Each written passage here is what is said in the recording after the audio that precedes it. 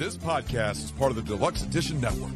To find other great shows on the network, head over to deluxeeditionnetwork.com. That's deluxeeditionnetwork.com.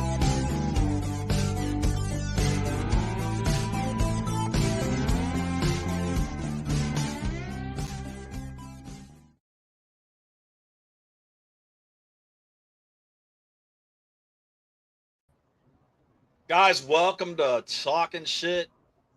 I am Brian. I am one half of Talking Shit.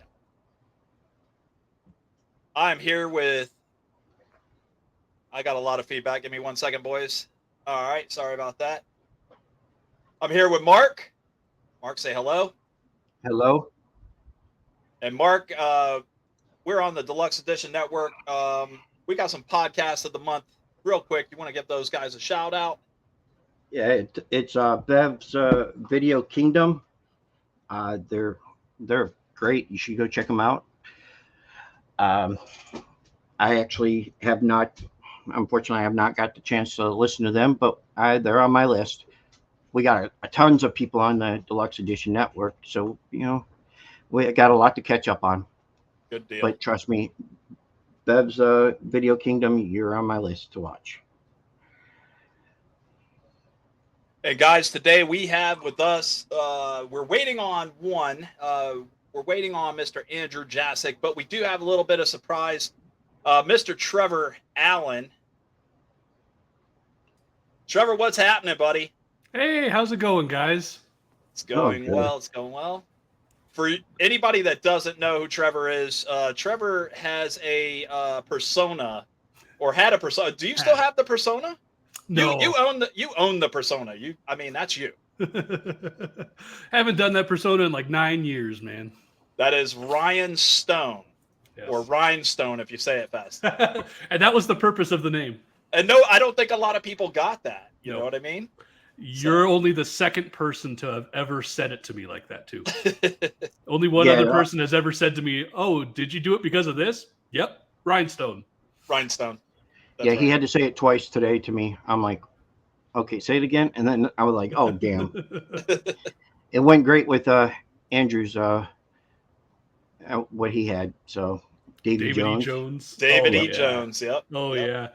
And well, he had that name before we teamed up. Him and I, I was as a singles, he was a singles. He was doing the sailor gimmick and called me in. Was one day we did a show in Los Angeles where he just needed a third guy. And they were booking him with some other gentleman. And I think his name was Jebediah. He was doing like a Hick gimmick. I think his actual name was Jebediah Hicks for his character. And Andy wasn't really liking it. And he's just like, we're not vibing. I want to try something. And so he called me and was like, hey, do you want to come in and do this 6-man at this lucha show in LA? I said, yeah, sure. I was up there for work anyway. So I swung by, we did the show, and he was just like, I think we got something. We clicked. We were training together. So him and I were hanging out. We had the similar, attitudes towards wrestling. We had very similar senses of humor.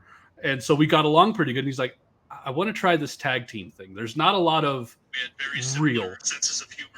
There's not a lot of real tag teams that were around SoCal at the time. Like you had the Ballard brothers. I kind of want to say that was about it. And so he was like, I want us to be a team, dress the same, look the same.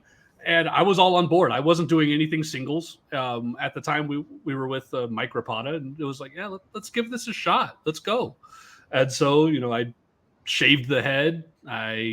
We went and got matching gear, and, Anchors Away was born. I was like January of 2007, I want to say that was.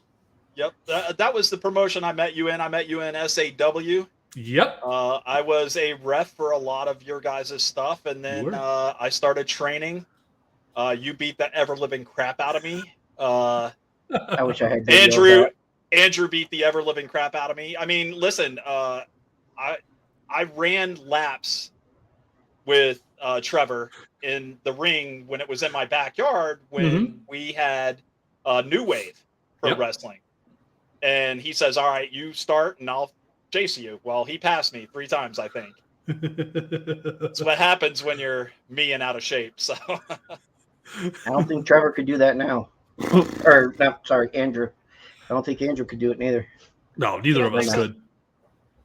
I don't know. I think what you guys did in the business really brought a lot of light to, because I mean, you guys were the best heels that I ever had an opportunity to work with. Thank you. Yeah, I think military. Really enjoyed it. I really think military men, when they dress up, as military men and wrestle, I think they're better suited as a bad tag team, bad guys, than anything else, because it always, you get that heat, especially being, you're supposed to be in the military, you get that heat, but trying to make it like they did with Sergeant Slaughter, turn him heel, they got him heat, but almost got him killed too. Right. Not just once, several times. So right. So how long did you wrestle for? 10 years, pretty much almost to the day.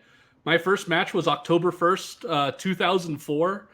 And my last one was, oh man, I blank it on the actual date, but it was like mid-October of 2014. We did come back. We did 2 more matches in late 2016, early 2017.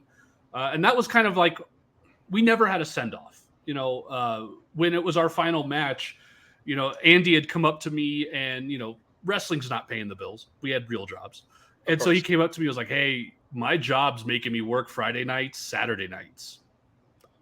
And that's the prime time for indie wrestling shows. And so at the time I was in the middle of a really bad back injury. I got hurt in 2009 and it crept back in about 5 years later. And the whole year of 2014, I was in pain. Every match we did, I hurt, didn't go away afterwards. I was 24/7 in pain. And so I was like, okay, I'm okay if you need to take a step away. And we kind of were like, oh, well, this is probably it then. We kind of mutually talked about ending it in 2014. But this kind of was like I guess it kind of has to happen. But I stuck around him, and so did he. We were training at the SoCal Pro School, not training ourselves. We were helping teach the next generation of guys coming in. And so when I was leaving California, I'm now in Colorado. The idea came for me to have this like final go away. And so we did a couple more matches at SoCal Pro, had a career match, and left. Did our little, waved goodbye. There was no speeches, nothing like that. It was, we lost the match. We stood in the ring, gave a hug, walked up the ramp, waved goodbye. And that was it. Damn. Yeah. Nobody turned on each other. No. You know what? We would have if both of us were sticking around, or one of us was sticking around, but none of us really were sticking around actively. We were behind the scenes, helping out, helping coach for SoCal Pro and so on. So at least that they gave you time to, say goodbye and stuff. Yeah. Some organizations, they don't give you that. You're out the door. You're going out the door. Okay, well, sit at home on your paycheck then, Well, what's funny is in 2014, we were the SoCal Pro Tag Champs. We lost the titles, and that was it. We didn't show back up for 2 years. Who'd you guys lose the titles to? SoCal Crazy and Katana Vera. And SoCal Crazy, for those that don't know, he is is he still one of the top luchadors in San Diego, in the San Diego area, or is he gone from San Diego? So he's still in San Diego. I don't believe he lives there anymore. I think he moved to like the LA area. I don't know how much of his story you guys followed the last few years, but he hasn't wrestled in 3 years. Oh, wow. And it's public now, so I could bring it up. He had cancer. He got diagnosed with cancer, and that's why I know the name. And he went through a lot of treatments and is working to hopefully come back to the ring one day. I know next month, SoCal Pro, actually, they just had a show on Saturday night. I was watching it. They streamed it on YouTube. It was great. I finally got to see the last 2 shows. They've been streaming live on YouTube and SoCalWrestling.tv. Both, check it out. They're awesome. I'm gonna have to check that out. I'm gonna have to check that out. I like watching all different types of wrestling. I like watching all different types of wrestling. I don't just stick with WWE or any of that. If it's on, I watch it, and my wife hates it because I grew up. Wives are like that, though. That's the thing. I mean, My That's wife the and fun I part. are massive fans. oh My wow, wife and I met because of wrestling, and we That's still are awesome. massive fans. If I moved a little bit, there's a couple women's titles on the bottom of that shelf. Those are my wife's. She wanted her own belts, so she got them.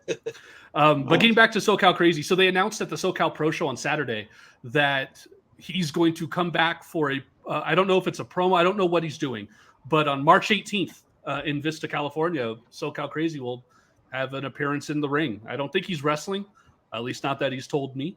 Maybe But he's coming commentating. back. I think he's at least going to say something to the crowd.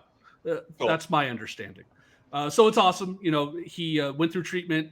I believe I don't know what the term they're using for him, but I believe the treatment was effective. So And remission. I don't know if they're using remission. Okay. Maybe.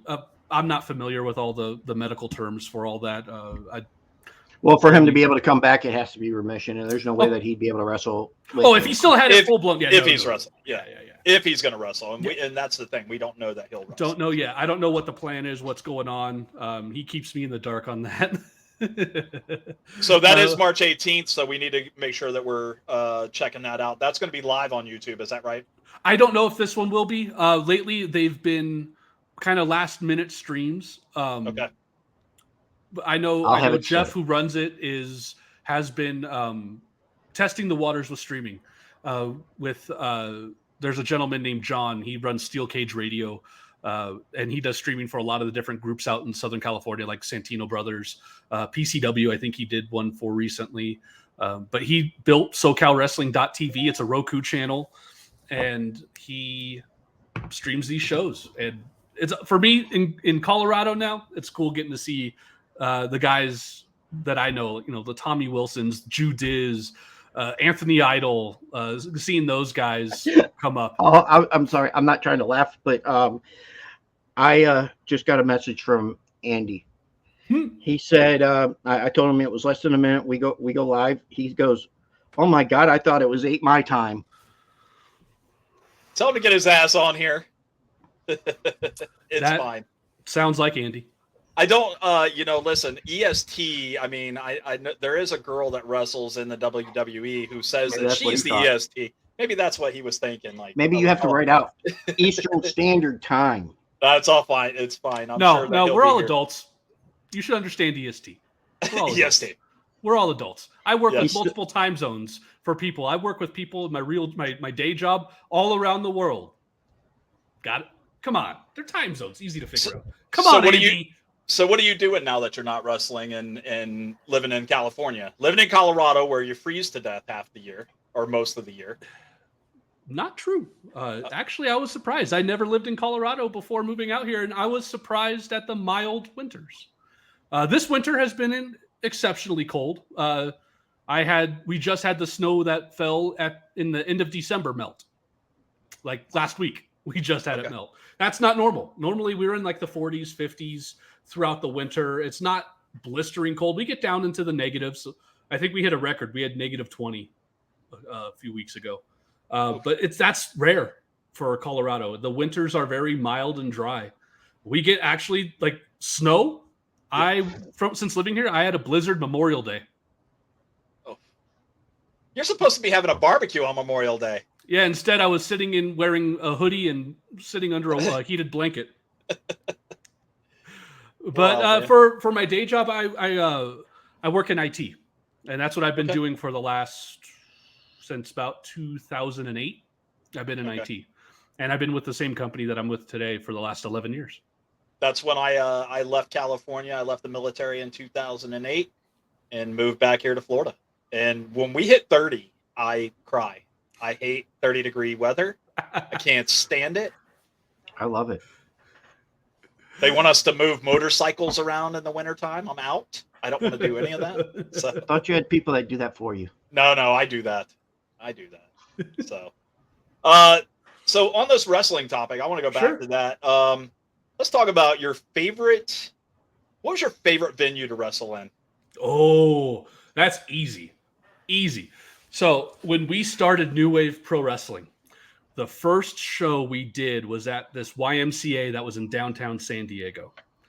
And I remember the facility. It was huge. Oh my God. And where we had the ring was just amazing. They had like a upper deck running area. We weren't allowed to go up there. There was one match Andy and I did against the Ballards where we broke the house rules and we fought up the stairs onto the running deck that's above the ring. But the locker room was just great. It just felt upscale. And, I've changed in the back of, U-Haul trucks. The locker room was a U-Haul truck. There was a curtain at the end of the U-Haul truck, and that was the entrance. The ramp down from the U-Haul truck was the stage. Oh wow, yeah. So and really those were fun for me. I love doing little shows like that, but that was my favorite venue of that I've ever wrestled in. I could say the Cow Palace, but that was a one time. I only did that once. A lot of people they talk about the Cow Palace a lot. Mm-hmm.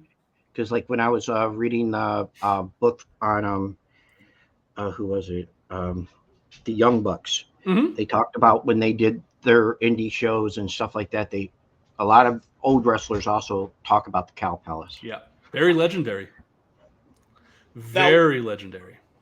That's where AEW is tonight. Yeah.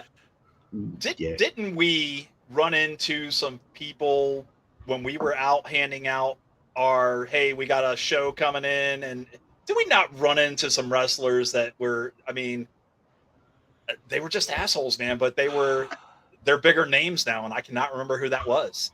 I'm trying to remember. I know we've gotten some flack from flyering. Oh, you know what?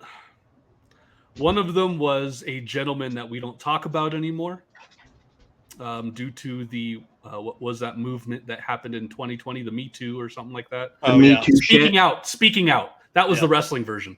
Okay. There was a gentleman that was called out quite a bit during that he was one that had an issue.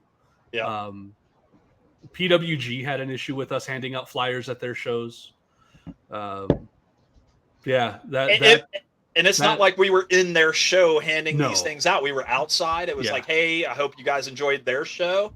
Come check out this show. One of the problems with that was, and this is my assumption. I think our next show had Scorpio Sky, and Sky was doing an angle in PWG where there was a gentleman coming in where Sky had just been unmasked, but then all of a sudden a gentleman was coming in wearing a Scorpio Sky mask, wearing his Scorpio's gear, and wrestling as Scorpio Sky. And I remember Andy going, I think I got some heat at PWG. I was like, why is that? Well, after the show, I was yelling out, trying to get our flyers handed out saying the real Scorpio Sky is coming to our show. And next thing you knew, we had some DMs from some people that weren't too thrilled with it. One of the people had that, the one that will remain nameless had to pull off the show, and he chose to because of that. Got a little heat for it, but nothing that wasn't, brushed under the rug within 10 minutes. Yeah. Not too big of a deal. I ran into more fans that were kind of douchey. We would hand out flyers at like WWE shows, and people would look at the flyer and be like, I don't know any of these people. If you're not in Impact or WWE, they crumple it up and throw it on the ground. It's like, well, you don't have to be an asshole about it. I remember those, and then I remember some of the kids that were excited when we were going to the church. We were going to go wrestle at a church, and they were like, "Oh my God, you guys are SAW." That was back when we were with Rapata. Mm-hmm. And man, these kids absolutely loved it. They ate it up. They were like, "Can you sign this for me?" I'm like, "Yeah, I'm just some nobody. I mean, sure, I'll sign. Absolutely. What do you need?" Yeah. Yeah, and that was the coolest thing. Mostly it was the smart marks, and I hate that term mark, by the way. I think it's stupid. I should get rid of it. But it was those guys that were kind of douchey about who we had on an indie show. I remember we had like Frankie Kazarian on our first show, and there was someone like, "Oh, you got the low tier TNA guy," and that's like, are you not watching Frankie Kazarian and how awesome this dude is? Underrated. Yeah, he was always underrated. Absolutely. But see, that's what they don't think of indie guys back then like they do now. No, it's different. They think, it's way different. They want to pick everybody from the indies that's good, but they're finding out now that who is it? There's a few of them that can make killer money right now in the indies. Yep. but they prefer not to go back to like WWE. They don't want to go to AEW and Impact. Well, that's just there to go every now and then. Mm-hmm. Impact is probably one of the best wrestling shows that not a lot of people are watching. Right. I've watched it every now and then because I keep forgetting that it's on Thursdays, but come on, not everybody gets that channel neither. No, that's the hard part. I was having that exact conversation with a buddy of mine last week about Impact, and we were just talking about the good stuff that they've been putting on lately. And I made mention of that. I was like, it's tough when you either have to have Impact Plus to watch it, or you got to have that channel. And we got into that topic because we were talking about AEW potentially getting a streaming service. And I was if they got to move it to their own and another $10 a month for another streaming service, it's like they better partner up with HBO Max or something like that, because that's going to get them the most eyes, and it's probably less. I'm calling it streaming burnout. You guys probably remember back in the day we had Hulu, we had Netflix. That's all you needed, and you got everything. Yeah. Now you got to have Paramount, Disney, HBO, and once you start exactly, and once you start having to pay for these side streaming services, it's very tough. I had Honor Club for the longest time. I canceled it back in like 2019 because I was like, yeah, but now not worth it. But now it's going to be on there now permanent, where that's where ROH is going to be. And I loved ROH, but with Tony Khan having it, I don't know how well I'm going to like it. I'm more worried about where it's at. Being on Honor Club, you're gonna that is only gonna get put out to a very small audience. That's not going to be like Dynamite. You look at Dynamite; it's on TBS. You got Rampage on TNT. And they're still not. While you don't need terrestrial or cable or satellite, you don't need that to really make a dent. But you need to be tied to something that has an established viewer base.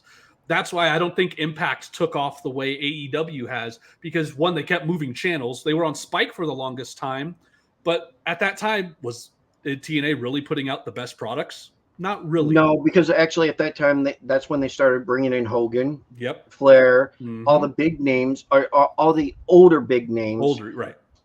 And they were forcing the younger ones to job for the older, to the Hall of Famers. Right, and that's because they needed their they needed to have their butt kissed, and Hogan, I've always been a Hogan fan, but he needed to lose. There's a lot of them that needed to lose, but and I think that's a problem that I think this ROH is going to have. I think the talent wise, I saw the spoilers for the tapings they did this past week, and I'm like, holy shit, there is so much fantastic talent on these cards that everybody should be watching this. Well, when it's not accessible, how are you going to get to it? And that's where I have a problem with a lot of these, build your own streaming. You got to attach yourself with an established one if you want to grow that viewer base. Ring of Honor sitting on Honor Club, you're going to get viewers. And listen, you put out a fantastic product, people will pay for it. But how many people are going to want to pull up another streaming service? I used to have IWTV. I canceled it because it was just another streaming service that I had. Yeah, you got $9.99, $9.99, $9.99, $9.99. I mean, come on. You're killing me with all the $9.99s. I canceled New Japan World for 2 years. I recently picked it back up, and we're watching almost every show that they put out. But there was a 2-year period where I wasn't watching New Japan as often as I should have because of that. New Japan was, watching New Japan alone, you're sitting there, you're watching it, and you're like, oh my God, they got these little tables that are this thick. Oh my God, they go through them, or either that or they don't go through them. They bounce. They bounce really good. All right. And I'm like, oh my God, that is so messed up. But they have some of the best matches. What is it? Kingdom. Wrestle Kingdom. Yeah, Wrestle Kingdom is one of my favorite ones that they put on every year. The wife and I get up at 1 o'clock in the morning and we watch it live. The last 2 years we've done it, and we did it when they did the 3 nights last year. Luckily, it was just 1 night this year. But oh my God, I was tired. Those days were rough. But I'm not going to work the next day. So I work from home, so it's like I really have no excuse. Yeah. So we talked about the favorite Mhm. venue for you. So I watched a promo just recently because I was doing a little bit of homework after Andy said, "Yeah, I'll come on and I'll be on Sure. the show."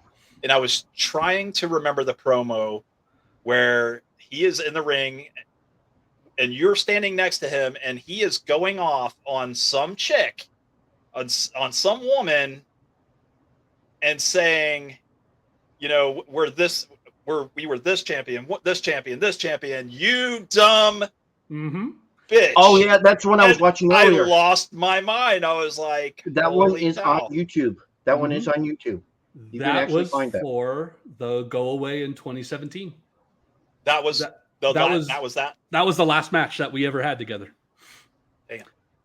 Which is funny. And- It was actually 10 years to the day. Our final match as Anchors Away in 2017, January of 2017, was 10 years to the day of our first ever as Anchors Away.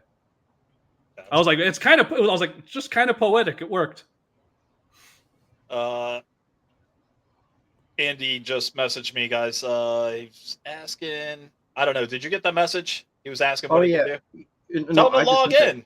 I just told him. He says I'll be done in about 2 hours. If we can do it, then I'm super sorry. Well, I mean, good. he can do it from his phone. I don't know what his job situation's like these days. Yeah, but yeah. No, he actually it's not his job. It's New Pro, or it's what is it? SoCal Pro. He's working with. He's got to do his thing, man. Let him do his thing. Yeah, I know. Yeah, he's ring announcing for them now, which is really cool. I like seeing it. I'm happy he's still around the wrestling business. Oh hell, he should have us on there. Take his phone. He's probably at training. I don't know what. Maybe he's cutting promos. They're probably filming something. If you actually go to the SoCal Pro YouTube page, they just put out last weekend their first TV show, SCP TV. It's him and Rotten Ronnie Thrash just promoting the upcoming events. They show a live match, but it's fun. They do some skits. Thrash is absolutely hilarious. One of my favorite people in general.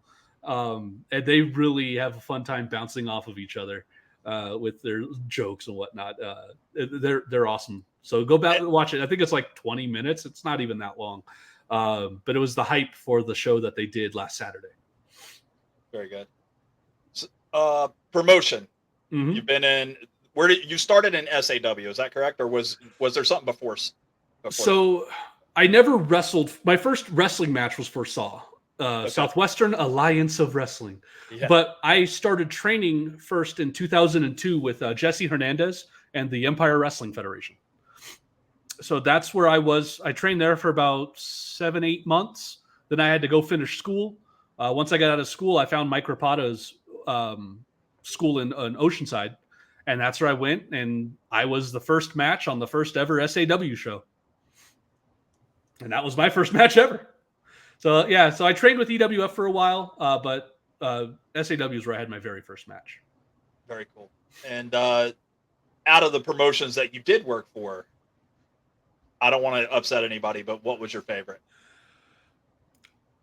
I'm going to be biased. Okay. SoCal Pro. Okay. I would say New Wave since it was my company, but I feel that's kind of nah. But we stopped booking. We didn't wrestle for our own company after about a year. I think we only did a few matches in our own company, and we were like, "This sucks. I don't like having to wrestle, book, and then run the show." So wrestle, book, promote. Yeah. Set up the ring. I mean, come on, man. We took ourselves out of that. We're like, nah, we're not wrestling for you anymore. SoCal Pro is my biased answer, just because that's where I'm still great friends with Jeff, but them Empire Wrestling Federation. That was because I trained with Jesse. That was always my goal to go back. And Andy and I actually were 2-time tag champs for the EWF. Those would probably be my two favorite. Absolutely biased in that answer 100%. Because like I said, I got nothing but love for Jeff and Jesse. So I'd probably say it's a 2-way tie. Everyone else could be at number 3. When you did your own promotion, when you did your own promotion, how many times did you put the title on yourself? Once. And I actually won the tag titles without a tag partner. Andy had something come up, couldn't make the show. We were booked to, and I'll preface this. We did not want to put the titles on us. We didn't, but we had no other tag teams. And the guys who were our champs called us one day. Were like, "Hey, listen, we're getting a lot of opportunities in a lot of different places. We like working for you guys, but we want to take these opportunities. We can't be your tag champs anymore." And we were the only other established tag team in New Wave. So we put the tag titles on us, and that was the whole plan. We were going to take them, and then something came up. Andy couldn't make our own gig. So I ended up doing a 2-on-1 match where I ended up beating the tag champs by myself, putting the titles on me. Was it a dirty match? What's that? Was it a dirty match? No, we did it full on. Like, I pinned them clean. There was no cheating. And I was a babyface. Oh, okay. We were a babyface in our own promotion. And right, the next show, we put a tag team together. The next show after that, they won the tag titles off of us. It was like, let's just get a tag team established and get the belts off of us as quick as we can. We got some flack for it. There are people like, "Oh, the bookers are putting the belts on themselves." We're like, who else are we going to give it to? Yeah, pick two guys. We'll put them on two guys. Let's go. Right. Who was the team that you beat? Chimera, which people would know as Ricardo Rodriguez from WWE, and Big Nasty Eric Watts. Watts, I think he's dropped every one of those except for just the word Watts from his name. I haven't talked to him in years. Wow. And I think he does like the United World Network or whatever they call it, United Wrestling Network. I forget what it's. Dave Marquez's thing. Okay. All right. So do you feel like the best promo that you cut with Andy was it the very last one? No. Because I don't remember you talking in that one. I don't. I didn't. So Andy was always the talker. Yes. And I mean, it's a big surprise. He coaches a high school debate team. Like, come on, really? Is that a big shocker? Shit. No. The guy could talk his way out of anything. I always said he was the best promo I've ever heard. Just the stuff that he could come off right off the top of his head. It was just amazing. If WWE would hire him just to coach people on promos, they should. I mean, the guy, any type of phrase that you could think of, selling a ketchup popsicle to a woman in a white coat, those types of phrases, those all apply to Andy. Like, it's insane what he could do. My promos, no, I never got that good. I never even came close. Couldn't even scratch the surface. My promos were terrible. They were ass. I would sit there and go for an hour picking apart what I wanted to say. And in like 2 minutes, he'd be like, "Yeah, I got it." And it's the best thing I'd ever heard in my life. It's like what the hell, man? Teach me some of this shit. We're driving in cars every fucking weekend. Come on. Sorry if I can't say the F word. No, you're good. We're not PG. We're not PG or PG-13. Okay. So I swear a lot, so it takes a lot for me not to. And it was like I'd hear him in cars, him going on rants about random shit in the car for 3 hours. That was entertainment to me. It wouldn't be music or whatever's on the radio. No, it'd just be him going off and cutting a random promo on things. Talking about the car that just cut him off right in front of him. Oh, this son absolutely. Of a bitch. And he'll go on for 20 minutes about it, and it's hilarious. No, the dude has the best promos. Mine, I can't even think of a promo of mine that I liked. So it's hard for me to answer that question. But my favorite promo that he ever did, and I don't want to tell the full story of it because that's on him. I wasn't there for that. But he does this promo where he's spelling. And he's just like, "I am cunning." Well, what was the U? He spelled out C-U-N and then was about to say the last letter when it's like, whoa. I mean, I'd cut him off. But that was all his idea. And that was my favorite one that he's ever done. Okay. Is there anybody else that you can think of in any of the promotions that you were with that could cut a promo as well as, or was there one that stuck out to you that you were like, "Hey, I'd put this guy against Andy just to see Who cuts the better promo? Nobody. Not No one one. person. Now, Okay. there's great promos in SoCal. Yeah. Not gonna beat around the bush on that one. There's absolutely people that are great at it. I think he was even a foot above them. That again, bias. I got to listen to it for 10 years, and but I don't think anyone could really hold a candle to the promos he was cutting. He was on another level, and it wasn't like. And the reason I say that is I watched people cut great promos, but I watched them practice it over and over and over again before it was their turn. I've watched Andy come out and cut a great promo when they just went, "Hey, I need you to cut a quick promo." And no it comes out and everyone is standing in the locker room while they're filming it, and they're just like watching him. No one could step up to him. I was there. Trust me, I know. Yeah, you did. Like, you saw a lot, yeah. Crap. So, since Andy's not really, he's no longer with us. He's still, yeah. Well, that's what I told him on there anyways. Who's the best talker right now in all of professional wrestling? All of pro wrestling? Who do you like as the best promo cutter in the biz? I think there is 2, maybe 3 that are the best of the best. That's tough. Because right now, you have The Miz, who doesn't skip a beat. Never. Yep. You have MJF that would tell his own parents to go fuck themselves on live TV. And has. Yes. Yep. But then you also have James Gunn or James Storm. Ooh. He's a good talker. He backs up his stuff. Miz has his own. He's a great talker. He's a 2-time grand champion. Mm-hmm. And then you have MJF that, he could run anything down. But he doesn't wrestle a whole lot. No. And that's good.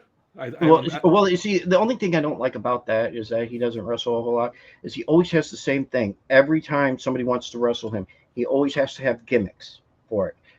Daniel Bryan had to go through 7 matches to be able to face him. Mm-hmm. Chris Jericho had to do so many. Cody Rhodes got, he got whipped. Mm-hmm.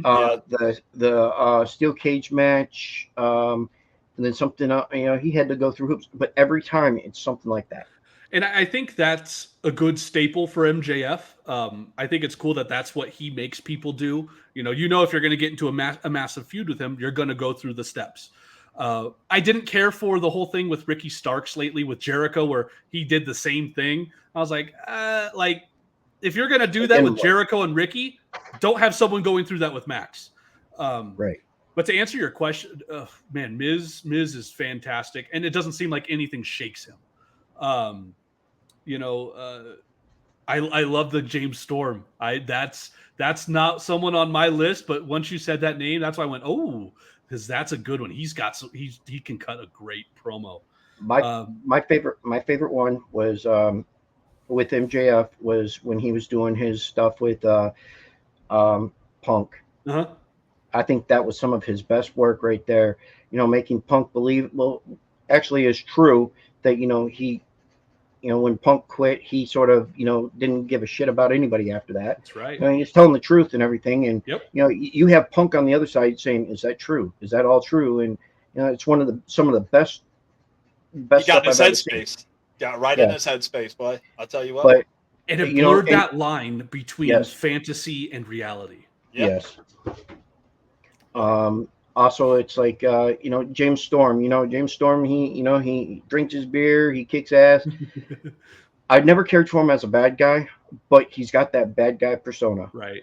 But he always made it good. But them not putting the title on him except one time was bad. The world title, and he's had so many tag team championships. Oh yeah. You got to eventually say, okay, this man deserves a good title run, not one match and he gets beat by his old tag team partner. Right. I mean, you got so many different ones, but if we went with the greatest of all time, that would be the harder part. Oh yeah. So for me, so thinking about it a little bit more, my favorite is actually my favorite for greatest of all time too, and it's Chris Jericho. Uh, Chris I'm not. Jericho has become, in my opinion, he's the best wrestler of all time, greatest wrestler of all time. If He's I a was wizard. making, Well, see, Yeah. I don't see. I don't. I can't do it the way that they do it. The greatest wrestlers of all time. Mhm. I have to do it by the generation that they're part of. Fair enough. Or decades, or I Sure. can't go with this, of all time, because quite honestly, there's not going to be of an all time for everybody. No, there's multiple things. Like somebody asked Seth Rollins that question recently. Who's your Mount Rushmore of wrestling? He goes, well, you got to have two of them, and they're like, huh? And he's like, oh yeah, who's the greatest draw of all time, and who's the greatest in ring of all time, and that's how he broke it down. Well, Chris Jericho doesn't even think shouldn't even be mentioned as one of the Mount Rushmores. He's my number. I read that in an article Absolutely. today. He's my number one pick. I think he has the best promo. Miz, like I said, dude, there's nothing stopping that dude. You could throw anything at that guy, and he's going to adapt and do it very well. And MJF is up there too. He's got a lot to grow. He's fantastic at such a young age, but I think as he gets older and more time, and the more guys he wrestles with, he's just going to get even better. Which is mind-numbingly insane that he's going to get better. And yes, but that also depends on where he goes in, next year. I don't think that's happening. I don't think any of that's real. I think that was the trope that he was pushing before. Well, no, his contract is up next year. I don't think he's going to go to WWE, because I think WWE is going to handcuff him. He won't be able to say half the stuff he says. That's true. But I don't even think that's. I think when he re-signed, I think when he got the money, that when he came back at you think that he re-signed? Yeah, I think they added more years to his deal. I think he got the money he wanted, and I think they locked him down for the extra time. I mean, it makes for good TV, though. It makes people think, "Oh, is he going to?" That's like Kenny Omega. Absolutely. They added time to his because when he was off. Now the question is when his time's up, does he go? Does the Young Bucks go? And follow Cody's lead and go to WWE. Now, I really don't think it's going to happen, because they won't have control.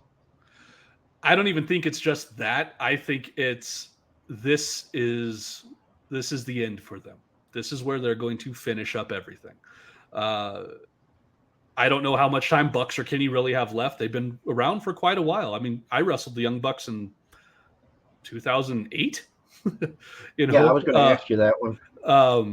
And they were great then, and I just think, and they've done so much. I don't think they're going to be around long enough to go have a career in WWE like AJ has. If they were going to have a more longevity, maybe, but I don't think they're going to be wrestling in their 40s. They've been doing it for so long now. Right, they started when they were kids. Mm-hmm. The interesting part about that is they only wrestle once a week. Yep. Because they don't have no house shows for AEW. At least not yet. Actually, no, they ran one. They ran one just recently, just to see how it would do. But now with them not doing it all the time like WWE does, they're not going to have it like that. No. So it's going to be interesting to see quite honestly, I'd like to see the Young Bucks in WWE, even if it's for a year. Just to say that they were there, they went to all promotions. They could say that they're the best of all time. I hate that quote, because I don't think there's a such thing as best of all time. You hear it all the time in basketball. Sure. MJ or LeBron James. Well, then you have to throw Kobe into it, which I don't like any one of them. But the difference between, and this is where I like, because like what you said, how you break them up by decades and all that, or eras. Wrestling is so subjective.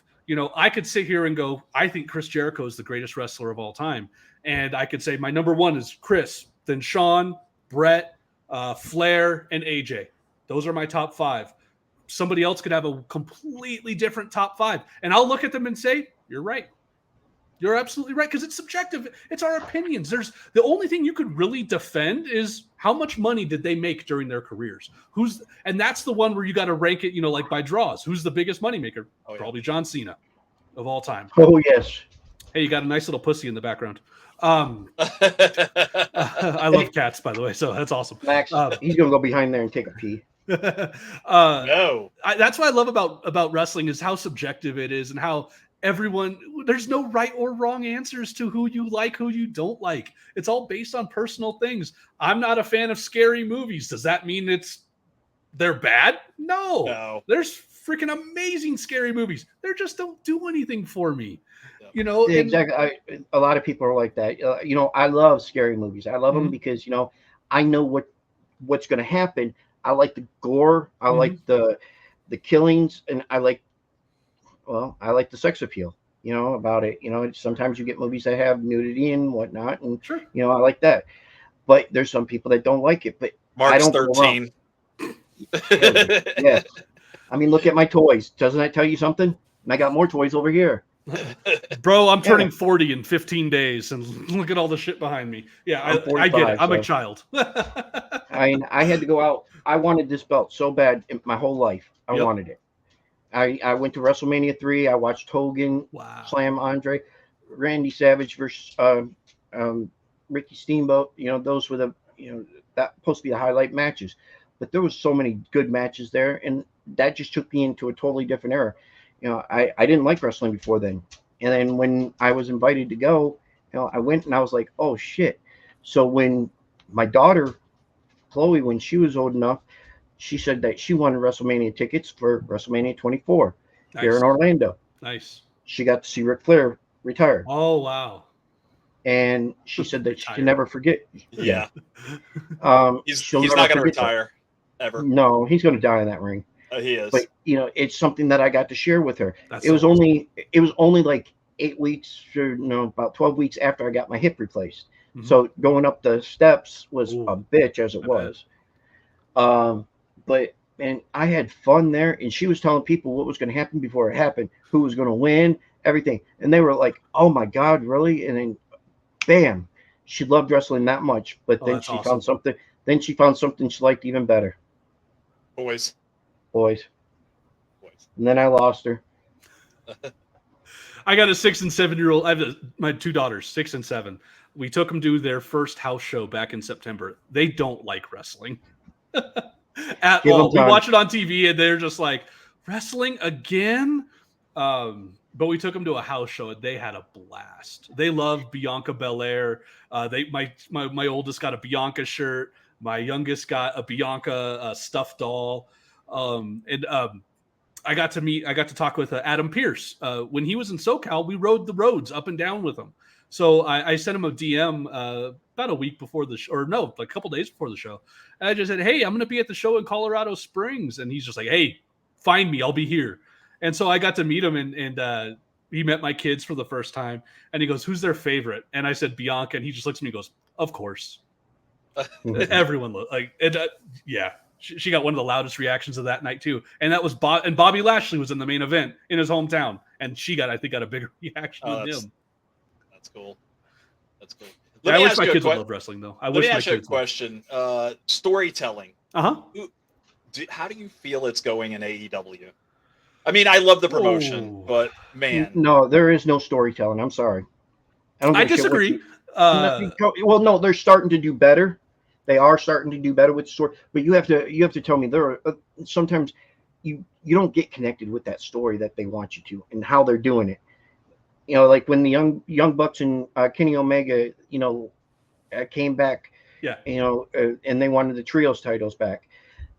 They could have done a better story, but they should never put the trios titles back on them after just being back from their suspension. See. Now, if they did that the first match, I remember watching that return match, and I think that was at Full Gear, if I remember right. I believe so. I remember even telling my wife, because I love the Bucks and the Kenny. They're fantastic. I looked at my wife and I said, "I think Death Triangle needs to keep the belts." And she kind of gave me this cockeyed look, and I was like, "They just got them in September. It's November. Like, let's give them some time." And I was so happy they did the best of 7 because I was like, okay, at least we're getting great matches. I was at the one that was here in Denver at the end of December. Oh, that was a hell of a night. And that the only thing that pissed me off about that match was I love entrances, and we didn't get Carry On My Wayward Son. I was so pissed because they started it in the back. It was the no DQ match or Falls Count Anywhere match. I was so pissed. I was like, give me the damn entrance. I love entrances. That's probably one of my favorite parts of wrestling. My wife hates it. She'll go to start a match and she'll put it right as the bell's about to ring. I was like, no, rewind that shit. We're watching the entrance. No, go back. The Undertaker's live is one of the best ones. Best. Him. I think at WrestleMania his was the best one. Absolutely. That night, especially after he won the title from them, it was like, wow. That's right. That was the match with Edge. Yes. Yeah, that was really good. But getting to your question, so I disagree about them not having stories, but I've got a little bit of ebb and flow with AEW. And I think after I went to All Out in 2021, where Punk had his return match with Darby, you had Bryan Danielson out at the end, you had Cole come out at the end, and I went there with Jeff Dino, the guy who runs SoCal Pro, and his wife, and my wife as well. And we were driving back to the hotel, and I just remember I was just on a high from that show. That was the greatest live event I have ever been to. And I was like, I wasn't even wrestling, and I feel like I could run through a brick wall right now. And that was, to me, so far, the peak of AEW. I went to Double or Nothing last year in Vegas, and that was when Punk beat Hangman. After that, and I started feeling a little bit of a decline after All Out of 2021. Well, that was when people got suspended, when that fight broke out. No, this was 21. That was 22. 21. Oh, okay. Yeah. Okay. I was at the year before. And I felt like that was there. I was like, there's no stopping. We're on a damn train that has no brakes. We're going. Oh, that's a bad joke to make right now. But I was like, we were running through. And I felt after Punk got it, I was like, okay. And then Punk gets hurt, and we go through that whole thing. And then we go through the fight at All Out of last year. I think Double or Nothing started a little bit of a decline in something. You know, you started having guys getting hurt more. We haven't had Cole since June. Brian got hurt at Double or Nothing. We didn't see him for a month or two. And because of a head injury. What's weird is I couldn't even tell that Anarchy in the Arena match was one of the that was fucking awesome. My buddy and I were I brought my buddy and his wife to the show with me and my wife, and we were freaking out. Like when they kept playing John Moxley's music, and we were like, "Oh, this is cool. They're keeping it going." And then it restarted. You audibly hear the crowd pop on the restart, and it was like, "Holy shit, this is amazing!" Like I was even jazzed up after Double or Nothing, but it was like, man, something declined, and I don't know if it was the people, the booking. I don't know what happened. I think to me, honestly, I think it was the fact that they were having the same people over and over again winning the titles. Two, they're not progressing other stars like they should be, and three, that was around the time when they started to go down. Is when Cody left. That hurt. I understand why Cody did what he did, but that also goes with my next question I'm going to have for you in just a second. He was just.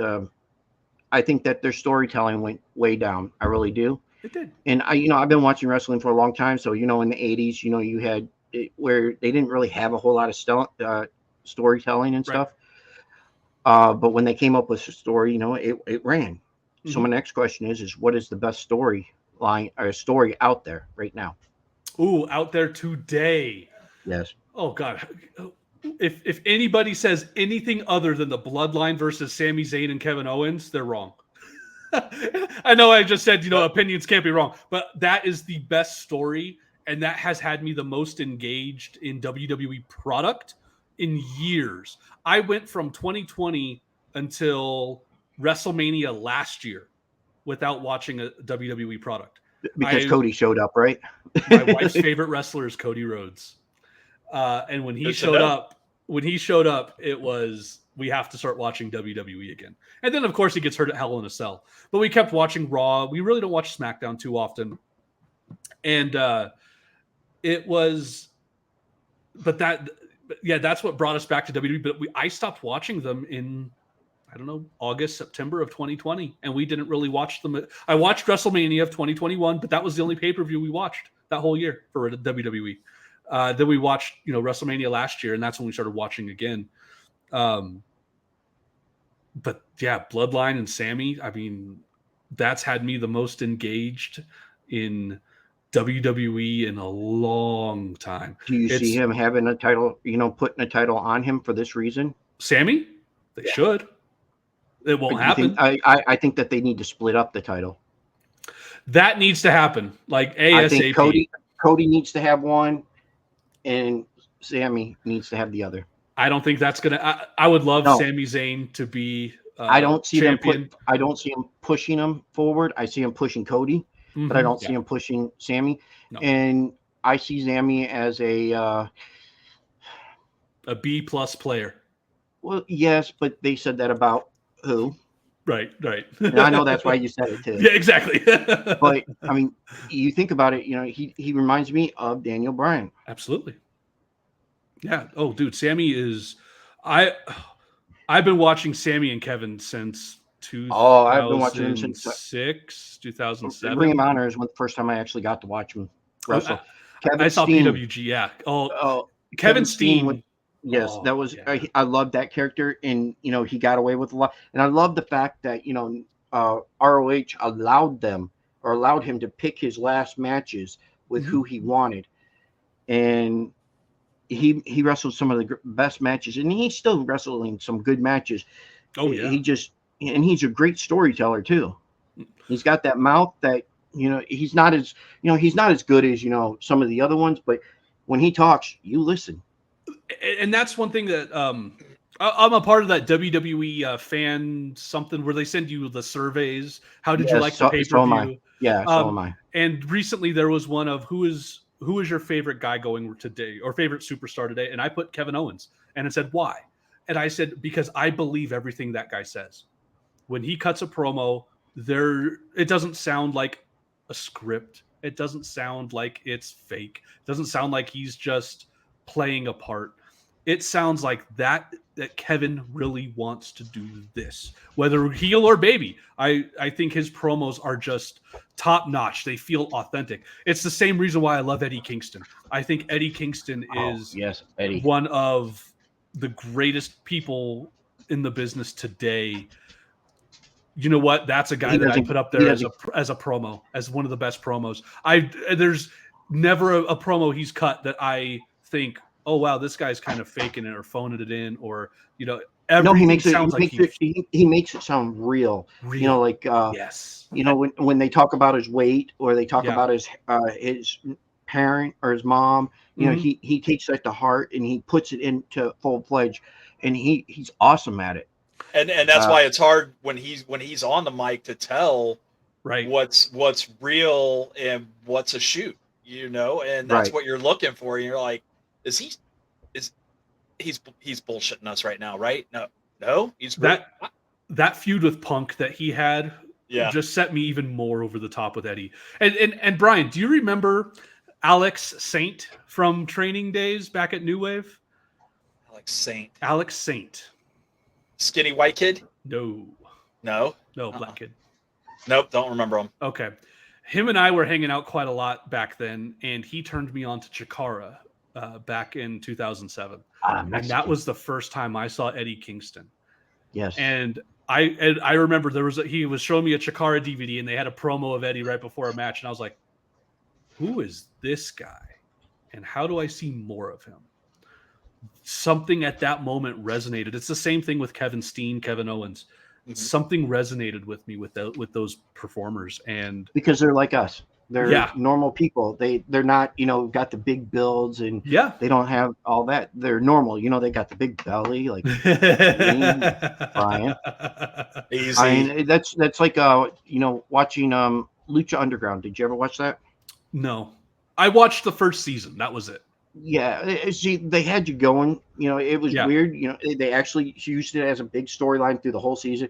The next season, it was a totally different story. Mm-hmm. But you got to see some wrestlers there. Johnny Morrison. Mhm. I can't remember what he was there. Johnny Mundo. Johnny. Oh yeah, Mundo. And then Rey Mysterio wrestled there for a little bit, and they had some good. But now you're seeing all those wrestlers in a lot of them are in AEW. Shane Strickland, AR Fox, yeah. Mhm. Oh, AR Fox, man, he's so good. I never really got into the Lucha Underground stuff. I had a buddy who really did, and he kept trying to get me to watch it, and I watched most of the first season. It just didn't. It was good, different. I liked the different production styles, but it never really grabbed me. True or false on this one, Trevor? False. Ray Sr. actually showed up to one of the shows. Is that right? And chopped one of your wrestlers. Is that correct? That vaguely sounds familiar. I got hit in the head a lot, and that was a long time ago. It sounds familiar. I feel like it is very familiar. I don't remember who got chopped. I don't remember if the chop was a hard chop because I remember taking chops with you guys, and it was not fun. You could do 3 or 4, and after 4, you're done. Like you remember that pectoral? You remember that pectoral tear? Yeah. So that's what my chest looked like one day. Could you just imagine if getting one from the Big Show? I would love to.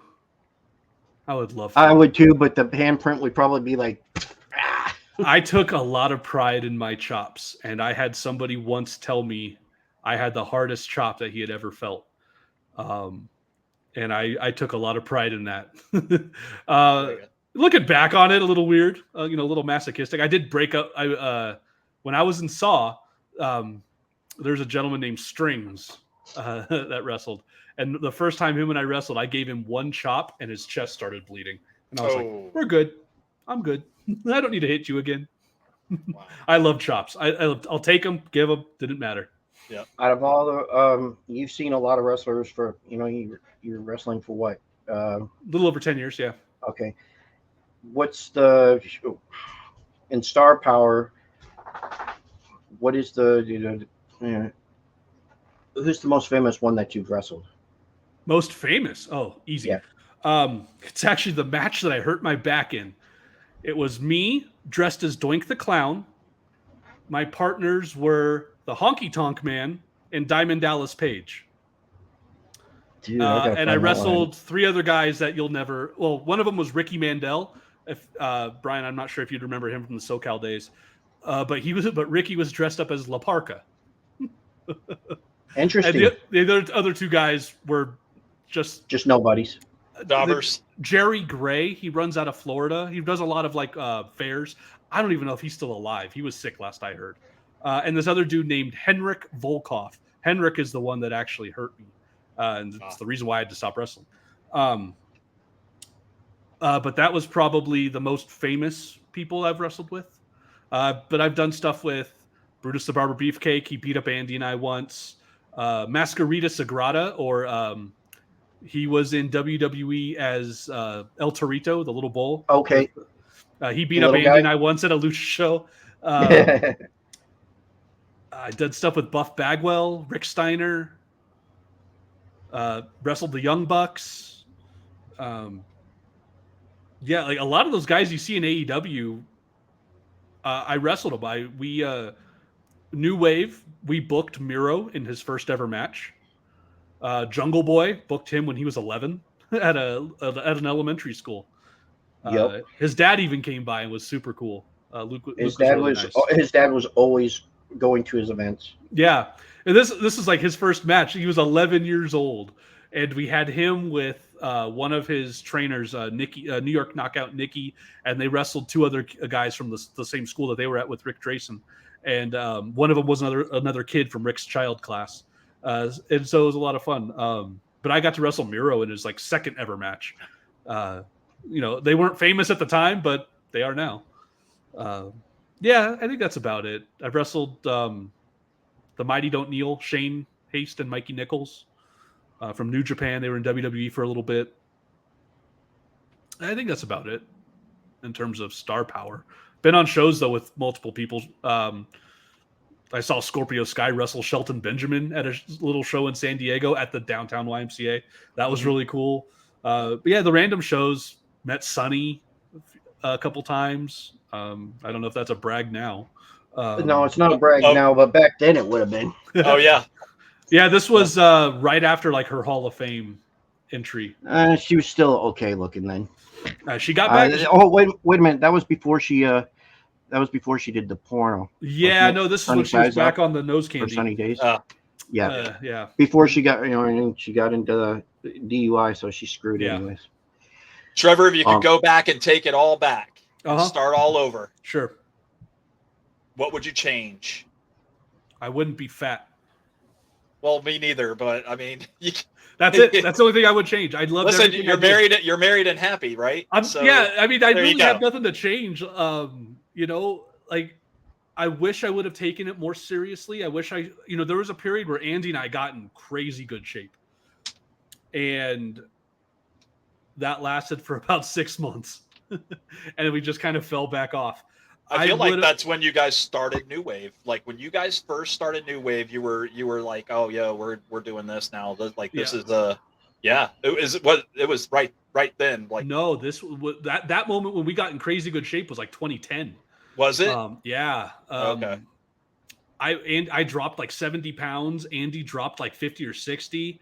Like we were like, let's make a go. And I don't know what it was, but we kind of sloughed off after a while and it went back to our old habits.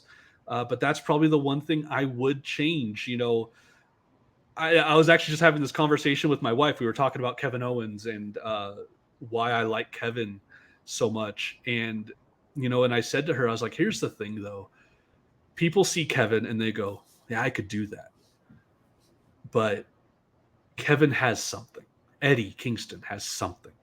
There's something that you can't, the it factor, they just have something that draws you in. I don't have that.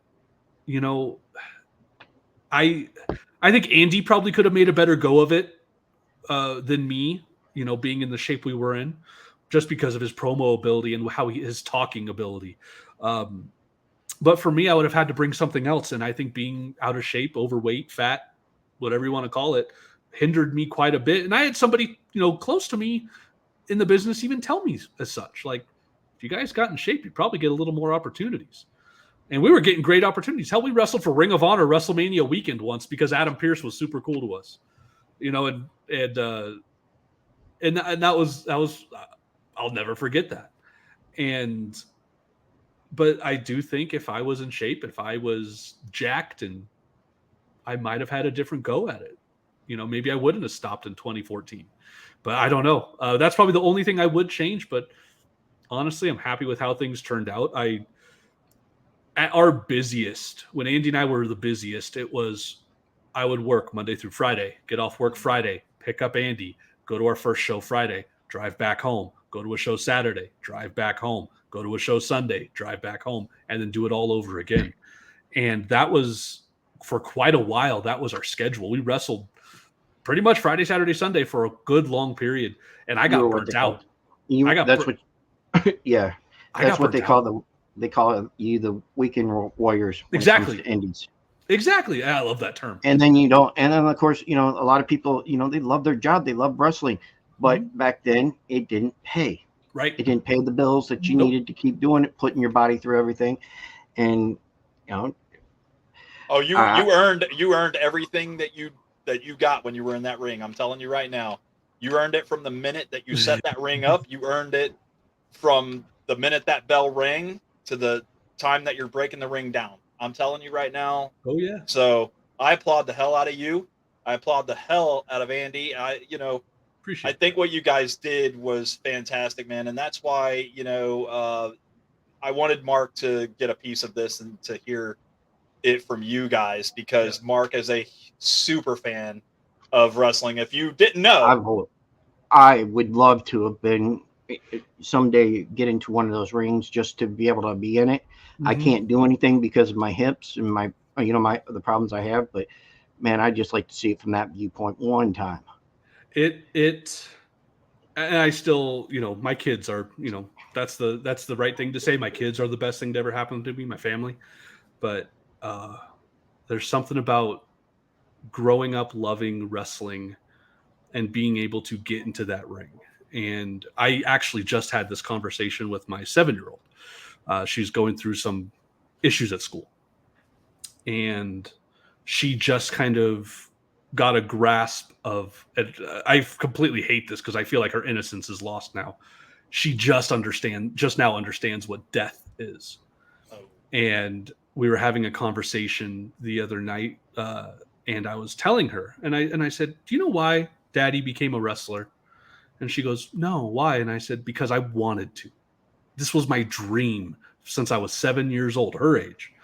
And I said, from when I was 7 years old, I said I wanted to be a wrestler. And I said, growing up, that's all I told anybody. And I got laughed at, got told, no, go do something real, do this, do that. And I said, I may never have been famous, but when my time comes, I have cool fucking stories to tell. And I lived my dream. And there's a movie that the Peanut Butter Falcon, I haven't watched the full thing, but I've seen clips. And there's a really cool scene where the gentleman that Shia LaBeouf is working with, is helping, says, he asks him, he goes, am I going to die? And Shia LaBeouf just looks at him and goes, yeah, eventually. But that's not the question. The question is, are they going to have good stories to tell at your funeral? And I'm like, that's it. Yeah. That is why I became a wrestler. It was because that's what I loved. It's who I am. Shit. I'm wearing an ECW hoodie, ECF and W t-shirt, AEW and WWE figures behind me, championship. It's my life. It's what I am. And if I didn't try, God, I don't know. I don't know. Like it felt to me, it was like, I just had to do it. And I didn't make the money. I wasn't famous. I was able to go into a Walmart once and there's a DVD with my match on it. I was like, that's fucking cool. But it wasn't about that. It was that 7-year-old kid watching up at the ring going, I'm going to try that one day. And I did. One of the greatest things I'll ever do. Whether I made it, whether I didn't make it, there's so many people that don't even get the opportunity to try. And if we don't try, I think that's where things fail. It's like, I had to try. I love my job. I love what I do today. I love the fact that I'm here with my family, but I'll be honest, if I can get back in the ring, I would in a heartbeat. I miss it every single day. And it's seriously one of the coolest things. And just being around wrestling to me is just one of the coolest things in the world. It's indescribable. Like I that's my passion. That's what I do, and it's who I am and who I always will be. And wrestling's fucking amazing. And the one thing I love about wrestling, it just brings so much together. Like I was having this conversation with my buddy. I was like, man, I love when wrestling makes me cry, when wrestling makes me feel. And I was telling him, I was like, that WrestleMania 33 at the end of that night when Taker's folding up all of his shit. Now I wish I could take it back, the fact that he came back, 3 months later. But when he's folding up his shit and putting it in the ring, my wife looked over at me and I had tears running down my face. And she's like, you're crying from wrestling. I just looked at her and I just said, that's the last bit of my childhood walking away.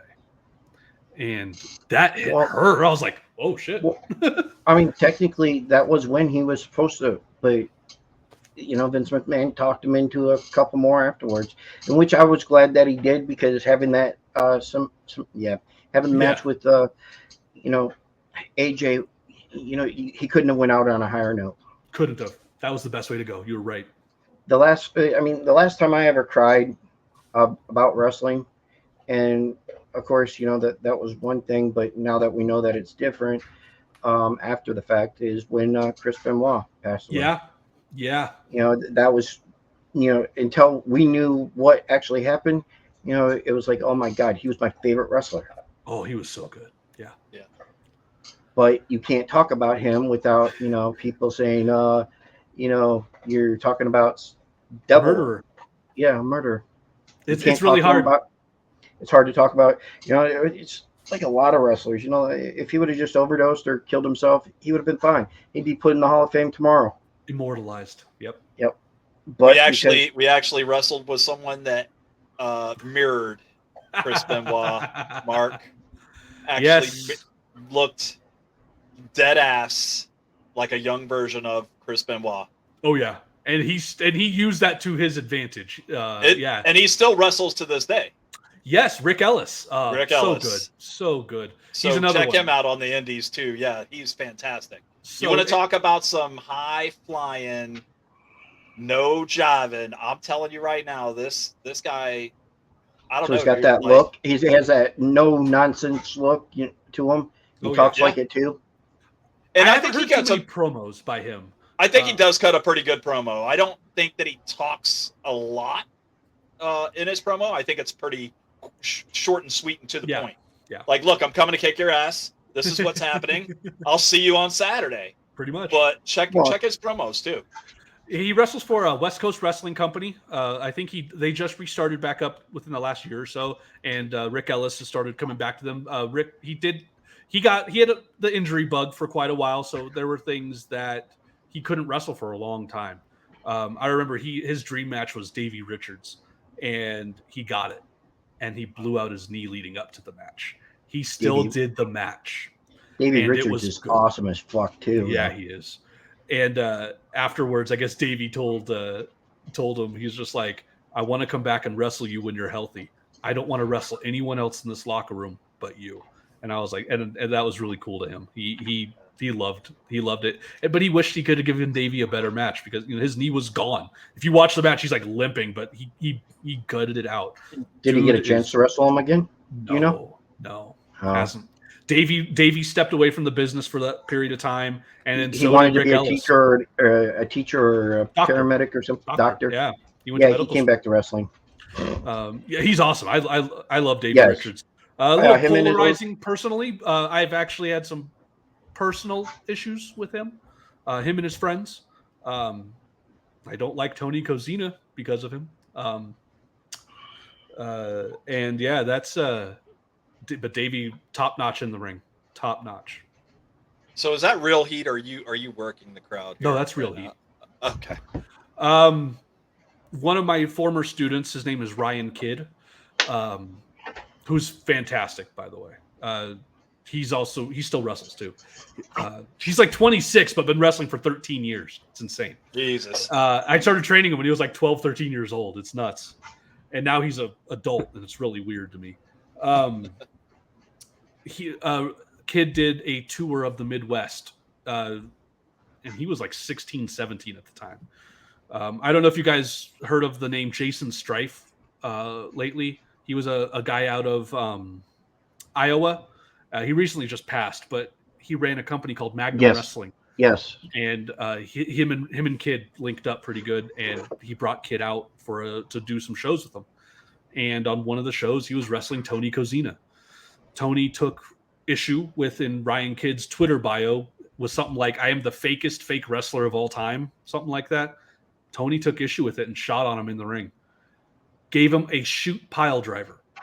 And I got a call like at 11 o'clock that night. And it was from one of Jason Strife's buddies that helped run Magnum Wrestling with him. And it was like, hey, I got to tell you about this before it hits the net. And he told me what happened. And I'm all good of handling business in the ring. You want to stretch somebody, receipt them, stiff them a little bit for something that they did disrespectfully, handle it in the ring. Mm-hmm. You don't shoot pile driver somebody. You're really gonna mess somebody up. Bad. Yeah, like it was stiff. He shot on the guy. He was giving him stiff shots. Grabbed him, pulled him in, and pile drove him. And I'm like, no, fuck that. I got heated, and that's why I'm not a huge fan of Tony Kozina. Never really got that worked out. There was actually a promoter in San Diego that was gonna try, or LA area. He was gonna bring out Davey and Tony to wrestle Andy and I. And the storyline of that match was going to be what happened with Ryan Kidd. We were actually going to sit down, hash it all out. Unfortunately, the show pre-sale bombed, so the guy canceled the show and it never happened. But we were going to actually sit down and talk it out with Tony, and it just never happened. Do I really hate the guy? No.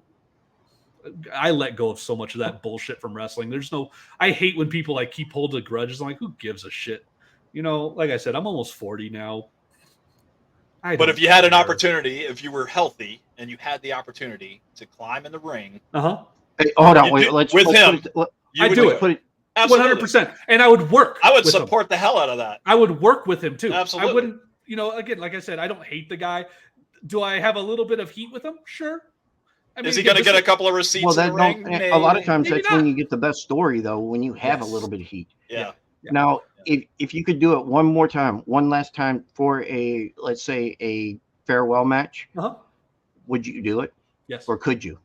I couldn't. No. No. I shouldn't have even done that last match in 2017. I shouldn't have. I was nowhere near the shape I needed to be in. Again, I hadn't wrestled at that point like 2.5 years.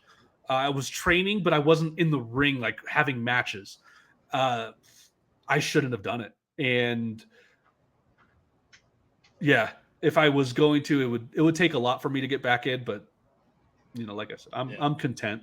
And that's the other thing I think about. I also think about, should people get back in the ring? Go look at that Undertaker Kane versus Triple H and Shawn Michaels match. Go look at Undertaker versus Goldberg. I don't think they should have been in the ring at that point. No, there were people that shouldn't have. And that's a lot of people don't do that. A lot of people, even on the indies, you'll see people go in there after a long time, and it's like, you should probably have trained for this. And I look back on it going, this. Yeah. I look back on it going, I should have trained more. I should have gotten better shape for that go away. And I had 3 months and I just didn't, that was on me. Again, also I was a new parent twice over for the second time when I had that last match. But yeah, it's there really is a ring shape. And if you're not in it, you shouldn't get in it.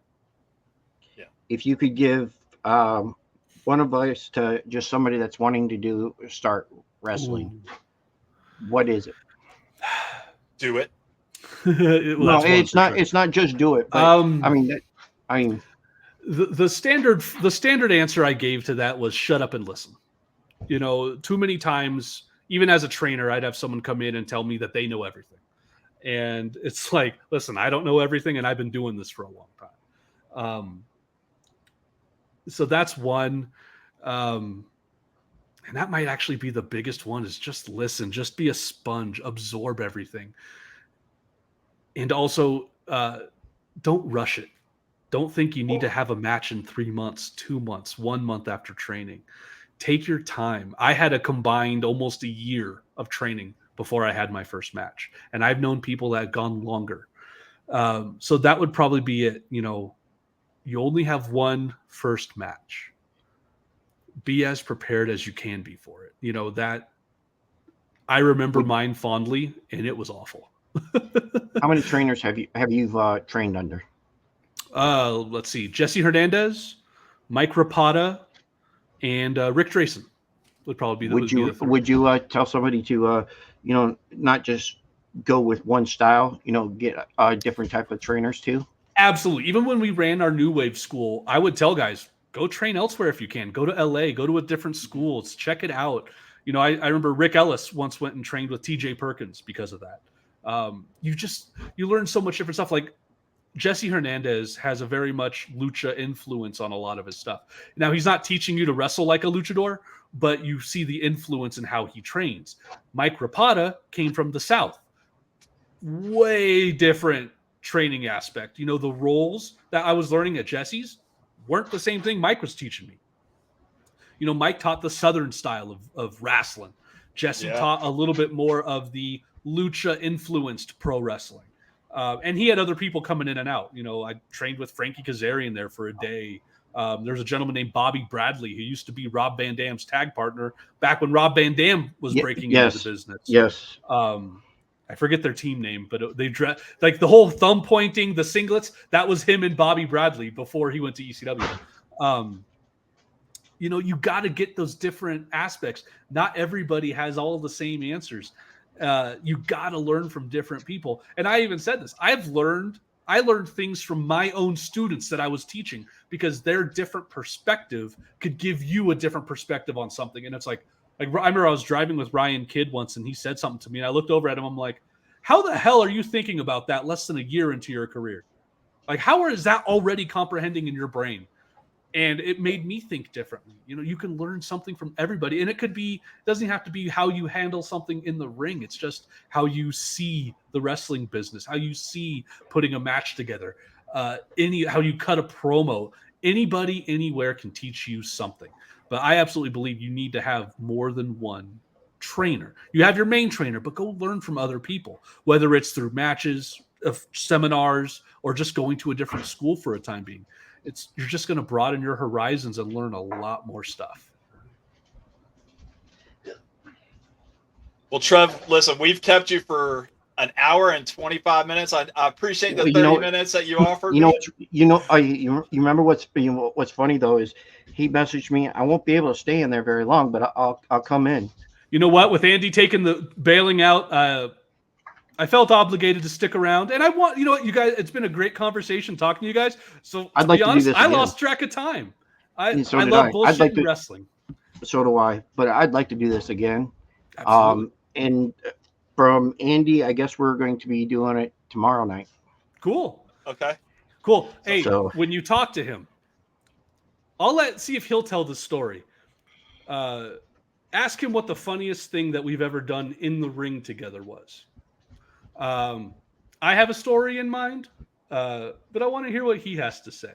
Okay. So I don't want to spill the beans if he's going to say the same thing. I think it's the funniest thing I've ever done in wrestling. Then you're going to have to watch tomorrow then. I absolutely will. But are we coming on at 8:00 Eastern Standard Time? I told him. Well, I sent you our mine and his messages back and forth. So he sort of confused me a little bit. He said, "I'll be." Hold on. No, I didn't send you that one, did I? The next one. You haven't sent me anything, Mark. I've been sending it to your phone. What the hell? Okay, I'll go and look later. I just texted him, and all I said was Eastern Standard Time. Fantastic. He says, I said, "Can you do tomorrow?" He says, "Yes, tomorrow night for sure. I'll be here at 5 my time." That's perfect. Yep. Perfect. So for everybody that was watching, this has been Mr. Trevor Allen. Trevor, and I'm going to change also known as Ryan Stone, or Ryan Stone if you say it fast enough. I'm going to change the title too. Perfect. I'll post it up on my Facebook and such. We really appreciate you. Yes. Oh, you want to go ahead and give your shout out for that so that people can find you? The only thing I'm really public on is Twitter. It's at Ryan Stone SD, Ryan RYAN STONE SD, San Diego. I used to have a podcast, kind of on hiatus, where I would bullshit wrestling. So that's where I would talk about my wrestling shit. But yeah, if you want to talk wrestling, I love talking it. I'd love to have you back on. I love talking about wrestling. You get me talking about that, I can talk about it all day. It's just, my wife hates it when I do that. So I'm just gonna get in the middle and be the ref again. So I even told my wife prior to coming down here, I was just like, hey, 15, 20 minutes, 30 minutes. She's actually upstairs getting the kids ready, getting them ready for bed. So I probably should go give her a hand. Excellent. All right. Well, again, thank you for your time, Trevor. Thank you. And it has been an absolute pleasure. You're awesome. Thank you, guys. Everybody follow Trevor on his Twitter. And from us here at Talking Shit, we're going to wish you adieu. All right. Thanks, guys. Have a great one. Can't wait to see Andy. Bye. Yeah, bye. What do you think, Mark? You say I never talk a lot, so I figure I'd take this one. I gave you something to talk about, though. I mean, these are guys that, when I would have loved to tell you that I was going to break out in the business. It hurt. It was painful. It's a dream after a while. But it was invigorating. It was fun, and I got to do that too. I got to live my dream. I remember the one time that you messaged me and asked me, can I put a ring in your yard? And I'm like, a ring? And you were like, yeah, I want to put a ring in your yard. And shit, yeah, I don't care. Well, the thing is, when I moved back here, I met someone who said, hey, I got two of these, wrestling rings, and come to find out he was kin to Umaga and, of course, the Usos. I don't know if that gentleman is still around or not, but he was ready to start a wrestling school here in Citrus County, Florida. It was just not a good time for us, seeing how we were buying our property and stuff like that. And that's why I think I reached out and I said, if you want to, we can get a wrestling ring, put it up in your yard, and then I will, just teach you some basic stuff. Like you want to play in a wrestling ring, get in there and run the ropes for a half an hour. Well, I couldn't And even then- do that. I can't even run because of my legs. So I'm sort of screwed there. But I'd sure love to be a manager, you keep going to these NXT shows, man. They're going to see you there enough. You just got to tell them, hey, listen, I'm available. Yeah, well, you also have to go down to NXT and prove to them. Big difference. I want to find indie shows and start going to them. We got some good indie shows. You're going to actually want to check out the stuff over in Tampa and the Orlando area. Yeah. We don't have any indies that come up this way for us. No, So, because WWE has the thing on in this area that they don't want to, except for the midgets. The midget wrestling. Micro wrestling. No. They are not called micro wrestling. They say it midget wrestling. Okay. But they love to do that shit. They love to come to Citrus Springs, and I tagged you in the one day telling you that, but I couldn't do it. I'll get you in the ring with one of those guys. Yeah, okay. You want me to die early? All right. Well, guys, Mark, before we sound off here, man, podcast of the month was Bev's Video Kingdom. Bev's Perfect. Video Kingdom. You can check out Bev's as well as several other podcasts over on the Deluxe Edition Network. .com. Get on over there. Check those guys out. Find Talking Shit. We're there. And a lot of other good ones. That's right. Guys, from us here at Talking Shit, I'm Brian.